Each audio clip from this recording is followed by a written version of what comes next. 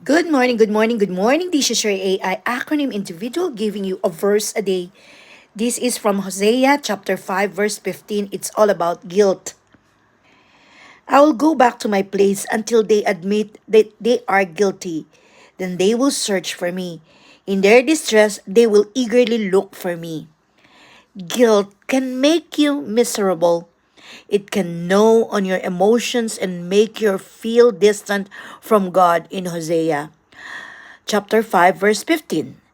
God told the prophet that he would abandon Israel until they admitted their guilt. The people of Israel were unwilling to confess their sin to God, so he allowed them to remain in their misery until they were willing to confess. Although misery can be a good motivator to make you admit your guilt to God, you don't have to wait until you're miserable to confess your sin. Seek the Lord the instant you realize you have failed Him. You will save yourself a world of grief. To God be the glory. Tunay nga po na tayo ay may mga nakatagong mga kasalanan na hindi natin maisiwalat sa Panginoon, na hindi natin mai-confess sa Kanya. Makipagkwentuhan po tayo sa ating Panginoon kasi wala pong naitatago sa Kanya.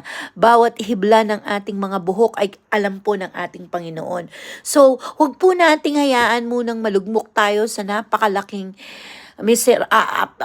delubyo ng buhay natin, napakalaking trahedya ng buhay natin bago tayo magkumpisal at humingi ng tawad sa ating Panginoon. Actually, ako po laging nagsasalita sa Panginoon na hindi po ako karapat-dapat sa inyong harapan. Napakarumi ko po. Marami po akong mga masasamang gawain. Nag-iisip